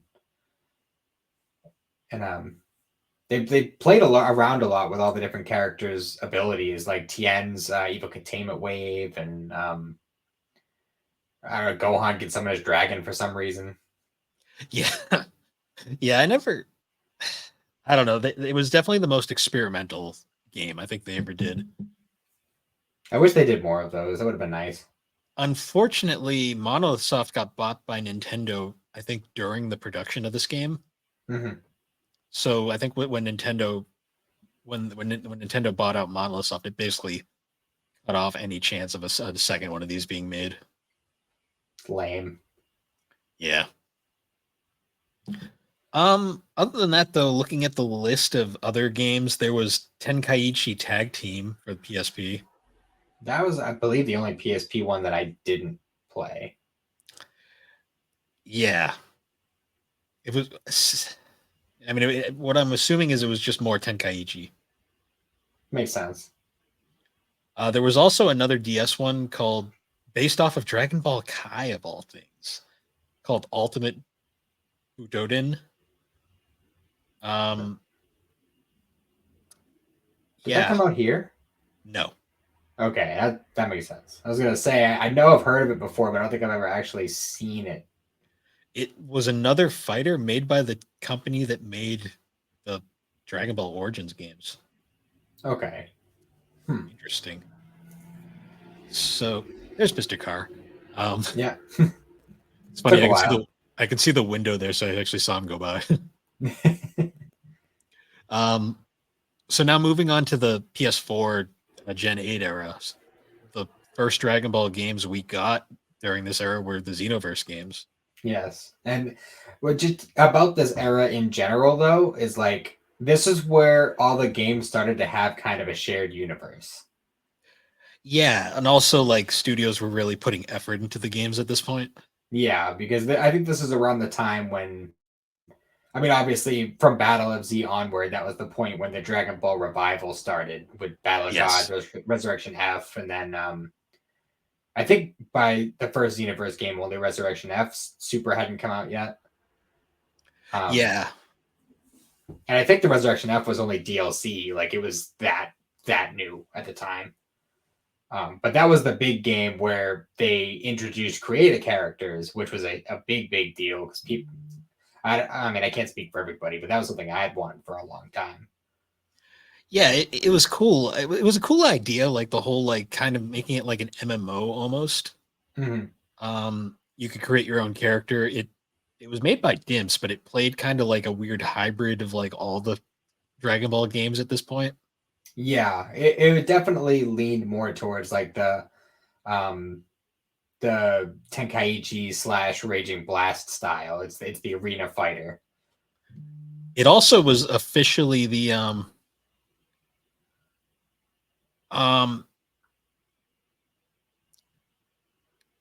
brain fart for a minute. It was also the game that officially confirmed that GT is an alternate universe. Yes. Because the whole Xenoverse multiple universe, it's kind of like the DC multiverse in a way of Dragon Ball games. Well, from what I understand, Xenoverse was meant to be kind of an extension of Dragon Ball Heroes. Yes. So that's kind of where like a lot of that comes from.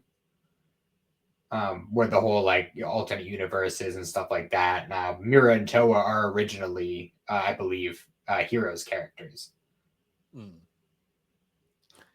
So, are these games online, or can you play them offline? Both. You can Okay. Choose online or offline depending on what you're doing. So these games, in other words, these games won't be dead once the servers get shut down. Theoretically, I'm not sure. Can you get the original Xenoverse on PS5 and Xbox X? Well, they're backwards compatible, so they should work. Okay, I wasn't sure because I couldn't remember if they had actually made PS4 and Xbox One versions or if they were just backwards compatible. So both Xenoverse games are definitely on PS4, Okay, um, and I assume Xbox One as well. I gotcha. I just wasn't sure if they were online only, in which case I was kind of worried that the servers are because the servers are going to shut down eventually for these games. Yeah, I know they. I very rarely play Dragon Ball games online because, despite the fact that I played a lot of Dragon Ball games, to the point where I'd honestly say it's pretty likely that I've spent way more time on Dragon Ball games than actually watching Dragon Ball. Um, Yeah, Even I tried playing an online match once in Raging Blast, and I didn't land a single hit. And I said, yeah, "Nope, I'm good. I don't need to play online." yeah. Also, a fun thing about this era of Dragon Ball games is this was the point where we started getting original stories Mm-hmm. because Xenoverse has its own kind of storyline going on, And and then I really like the idea of the story too. The whole time patrol thing with like Trunks is your mentor and stuff. yeah, it was a cool idea. And then we even got even farther with the next game, which is quite possibly one of the most hyped Dragon Ball games I think I've ever seen. Dragon Ball Fighters. Yes, for sure. That was a huge deal. So it was for backstory on Fighters. It was a traditional 2D fighter developed by Arc System Works, so the studio that previously did the Supersonic Warriors games. Hmm. They also are the studio that's famous for Guilty Gear, Blaze Blue, Persona 4 Arena, all these really highly stylized 2D fighters that are really fun and action packed. I believe did they also do Extreme Butoden? Yes, Okay. we'll get to that when we get to handhelds, but Yeah.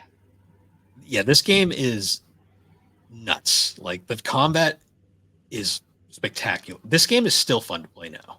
This game is like I think this is the only Dragon Ball game that like serious tournament level competitive fighting game players, even the ones that have nothing to do with Dragon Ball, no knowledge whatsoever, like this game because it's just that well made. It's a fighting game first and a Dragon Ball game second. Yeah, like I because I joked like Super Dragon Ball Z was like the only fighter that was actually trying to be a competitive fighter back in the day. This is the official Dragon Ball competitive fighter in every Mhm. way. Um, there's so many characters. They've added like a ton of bonus DLC characters, and the most interesting thing to me is this game has a full-on story mode that takes place. The timing of when this takes place, or if it's even canon, is debatable. Well, it's hard to say honestly at this point Because because superhero kind of confirmed yeah, that it might be it might be canon. yeah, Um, I don't know when it takes place in the canon, but it happens. The story is interesting. It's like this weird like universe where like all the Dragon Ball character like everyone is like paralyzed, and the only reason they can move is because your spirit from our world is inhabiting their bodies. Yes, that's what's going it's on here. really really convoluted story idea. Yeah, it's like they were definitely trying some interesting stuff. Um, we got a lot more androids background. Mhm. Um, and there was a lot of development for like past characters like Cell and stuff. Cell, Boo, Nappa. I think they brought back. Yep, Did they bring back Raditz? Or did they forget our Raditz again? they did not bring back Raditz. Okay, no one likes Raditz. Everyone except Masako X, he likes Raditz. Yeah, he likes Raditz a little too much. Yeah, no kidding. uh, But aside from that, um, yeah, there's a ton of cool, like, interesting character interactions too. Because basically, the way the story mode works is you play a bunch of battles randomly on a board, yeah, it's and another board game story mode. yeah, although they do have fully animated cutscenes this time around, Yeah, it actually looks really nice. it looks like a prototype version of what eventually would become Dragon Ball Superhero, kind of. Yeah, Definitely a lot stiffer and slower paced, that's for sure. Hmm. Um, but the gameplay is great, and the story has some. Honestly, I wouldn't recommend playing the story mode though. If you really want to see the story, just look up the cutscenes on YouTube. Yeah, it's a really long story mode. Like It's a I lot, yeah, and it's frustrating to play too. honestly, I think it would have benefited a lot more by kind of going more the modern Mortal Kombat route with a story mode, Yeah, where it's just like cutscenes with battles in between. it's. I think like Screw Attack back in the day said it best. It's like a movie, but you can play it. Yeah, Um, yeah. Unfortunately, that's the only downside to this game. But other than that, it's fucking phenomenal. yeah. Just as a online fighter, it's up there for sure. Yeah.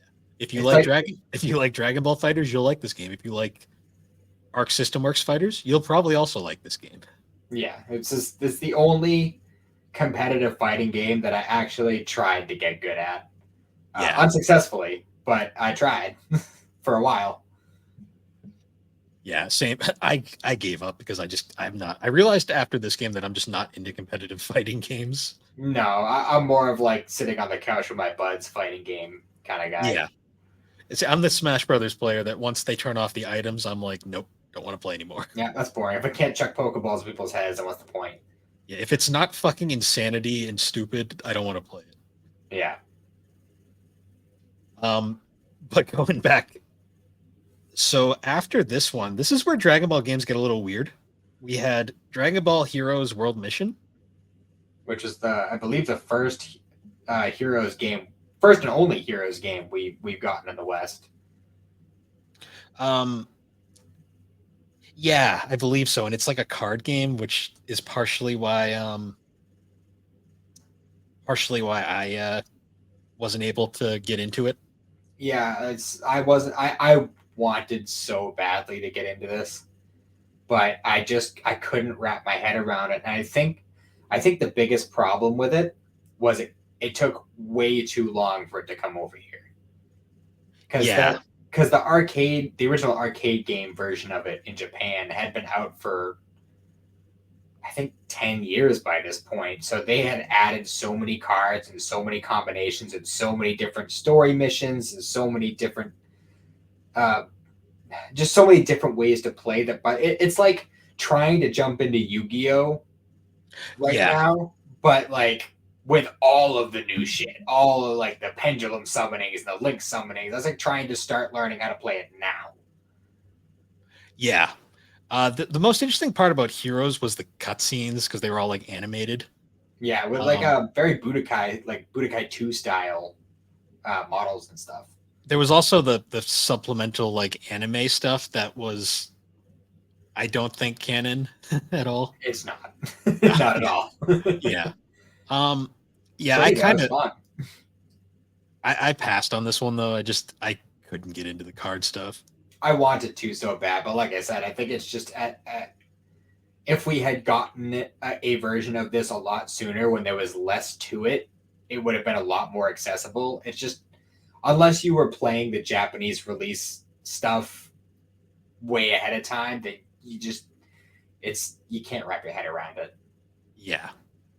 Um, so other than that, then there was also so the next one is the big one, and I'm gonna run this by you. I think we should save Kakarot for its own episode. Probably. I mean, if we're being totally honest, Bill, there's at least a few things that we've already mentioned that I'd like to have our own episodes on. I Yeah, definitely have a lot to say about a lot of these games. yeah. Some of them definitely could use some further looks. Kakarot is definitely one of those because Kakarot is literally it's the game that all Dragon Ball fans had wanted for years. It is literally the Dragon Ball Z saga in an RPG. Yes. Um, it's good. Some people don't like the combat. That's unfair and understandable. Yes. But also, like, if you don't like the combat, then where have you been? True. Because pretty much, with the exception of fighters, just about every Dragon Ball game that's come out in the past 10 years has had this style. So, Yeah. Well, some people wanted like a Attack of the Saiyans style game, or I guess a more simplified style like the Legacy of Goku games. Yeah, well, that was kind of what I expected it to be. Was like kind of like a Legacy of Goku kind of thing. And I mean, while as I said before, I would love a Legacy of Goku 4, or even like a remastered That has like set. all of them together Yeah, all three of them put together. with Maybe one fixed. yeah, fix the first one, and you could even just leave the other ones as is, honestly, and then that's all you really need. But whatever. Yeah. So yeah, we're gonna get back. We're gonna save Kakarot for another time because there is a lot to say with this one. Plus, I'd like to play the new DLCs before I talk about it. Yes, I'd like to finish it too because I'm like halfway through. Oh, you still haven't finished it? I'm juggling way too many games. As always. So the last console game up to date is Dragon Ball: The Breakers. Have you played any of this? I haven't touched it. Okay, I haven't either. I bought it and then it went on the shelf. All I know is it's a survival game, apparently. Yeah, it's kind of, from what I understand, it's like a horror survival game, kind of like Dead by Daylight or like the Friday the 13th game. Or like Digimon Survive that came out recently. I wasn't even aware of that. It's another weird survival game based off an anime property. I haven't heard. Well, I haven't heard very much about the game at all, but I also haven't heard very much positive about it. But at the same time, the concept itself seems really interesting to me, and I'd like to give it a try. There's so many other games right now to play. It's kind of low on my list right now. Yeah. Yeah, maybe if I ever get around to playing it, I'll follow up later. You know what we should do is, what do you have it on Switch? Yes. Maybe I'll get it on Switch, and we'll try to work it out so we can play it together. If it's like it's like a co-op thing, right? It's like you can get online with like a few people, and then I think so. So maybe we can see if we can get into gaming together, and we'll try it that way. All right, I'll save it for then. And the final things to wrap up for this retrospective is the handheld games from this era. Which I don't think there was that many. So there was Extreme Butoden, which was basically proto Dragon Ball Fighters. Yeah, it was like a prototype of that kind of game. It was somewhere between the Supersonic Warriors games and the Fighters. It was competent. It worked for a handheld fighter.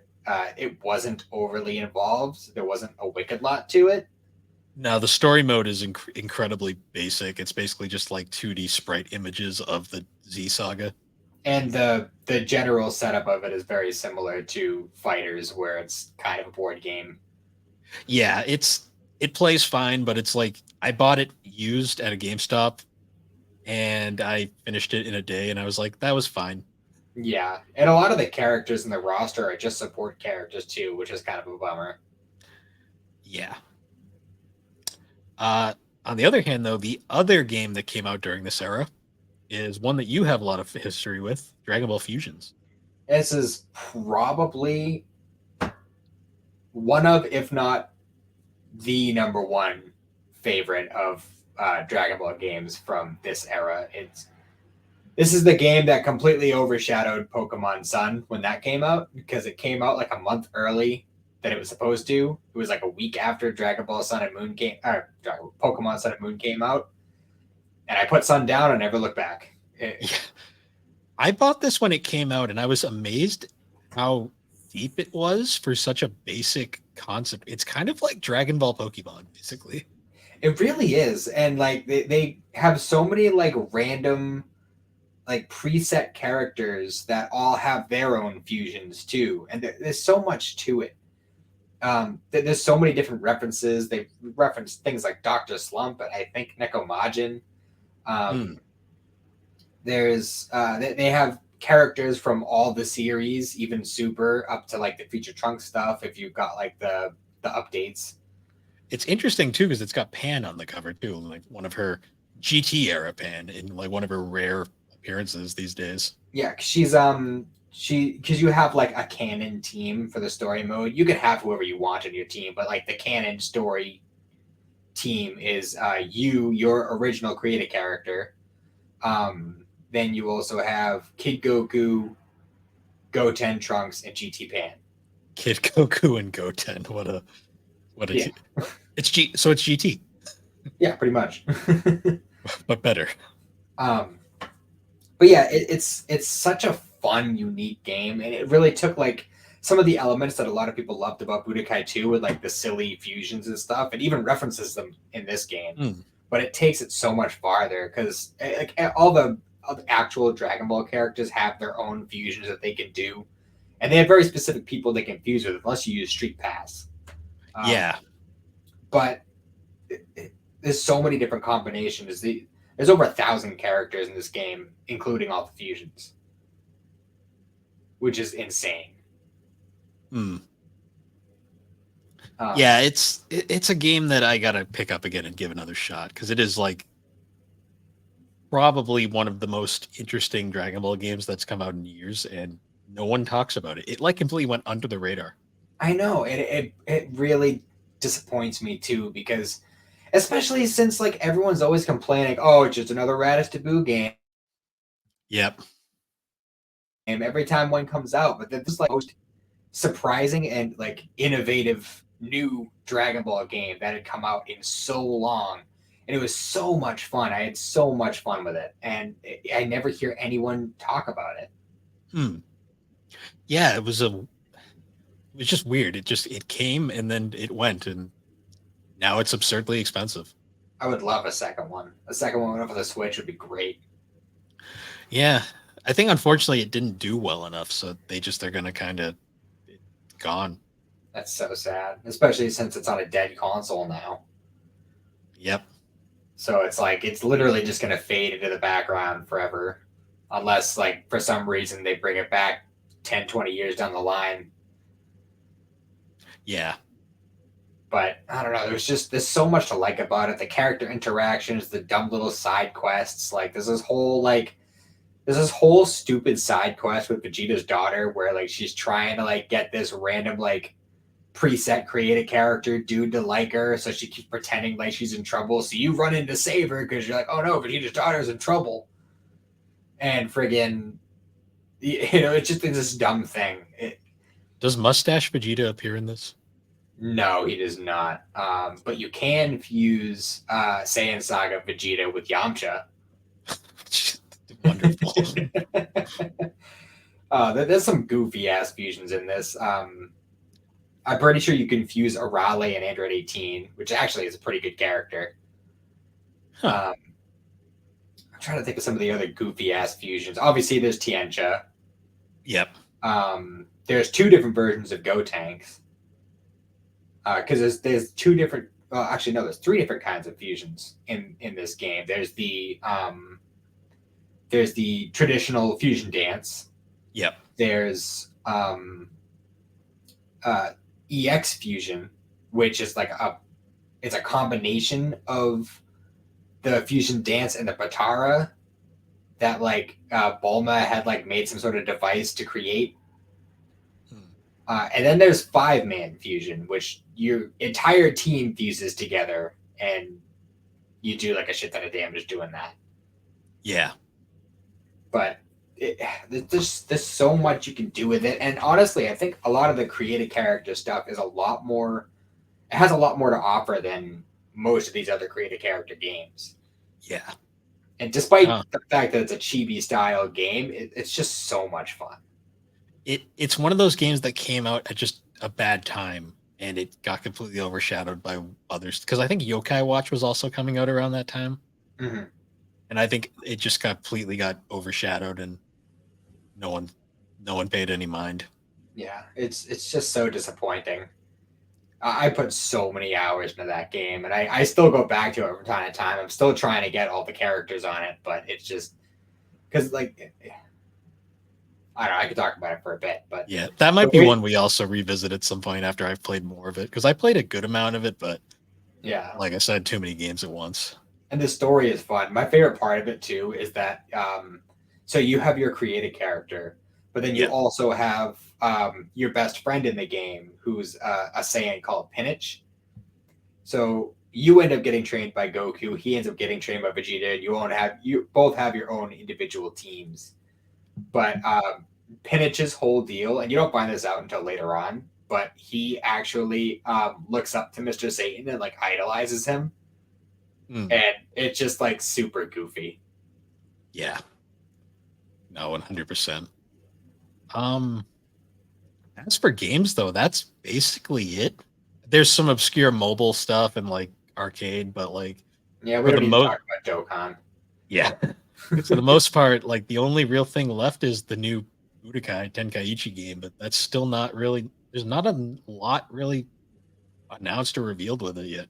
No, they're keeping it pretty close to the chest. We just know we've seen a couple like key images. I think a short little trailer. We got the title, Sparking Zero. Yeah, weird name, but yeah, why not? Well, it makes sense with the original Japanese name. Yeah, because it was called Sparking. Yeah, it was Sparking. I was Sparking Neo, and Sparking Meteor was Budokai Tenkaichi's 1, 2, and 3. Yeah. I don't know if those are better names than what we got or worse. Still thinking about that. It's less of a mouthful. Yeah. Easier to type in on Instagram, that's for sure. It's kind of ironic that the more Japanese-y name is what we got in the West, and I think they were playing very hard off of the Budokai names branding to begin with. Oh, for sure, because those sold super well here. Yeah. Which those might, we might honestly, I don't know. We might have to revisit a lot of these games, at least the ones that we specifically remember. Yeah. We'll definitely come back to this. This is a topic that's a bit too grand for one podcast. Yeah, for sure. We gave a basic rundown this time around, though, so we'll definitely revisit some of these in the future. Definitely Kakarot, definitely Fusions, definitely Kakarot, probably the Budokai series, probably Tenkaichi in the future. Just the ones that really, really deserve it. Yeah, I could probably spend a whole episode talking about the Legacy of Goku trilogy as well. Yeah, we'd have to time that out so we could both replay them and then give our good full take on it. Yeah, and if you need it, I can give you some tips for getting through that first one. I've done it once, so I could probably do it again. It's definitely doable. It's just a pain in the ass. Yeah. It's just been so long that I don't remember how bad it is. Yeah. But yeah, so I guess that's where we can wrap it up for this one. We did pretty good, just under 2 hours. That's pretty tame talking about Dragon Ball when I'm on here. Yeah, I think the problem is it's like there's so many games, but I think it's like we need refreshers to really go deep into them. For sure. This was mostly just kind of a general discussion of the games. Yeah, just kind of going over them as a whole, and we'll go into further detail later on when we do specific episodes on them. Yeah, I'm guessing so. Next week, I'm not sure what we want to cover. I don't know. We'll work it out over the week. Yeah, we'll have to chat this one because there's some potential ideas. We got to basically just plan out because it might involve reading, it might involve watching, playing something. Yeah. I got I got a notebook for ideas for episodes, so we'll talk it over. Yeah. All right. Well, anyways, guys, once again, thanks for joining us on Geek Addicts. You can find Geek Addicts every week in the GNC podcast feed. And if you'd like, you can find all of our links at linktree/thebarbergames, or you can join the GNC Podcast Network Discord server, where we can talk all things 3DO, GNC, Geek Addicts, anime gaming, or just any other topics. It's a fun place. Everyone there's pretty nice. But once again, guys, until next time, we will see you all later. Have a good one.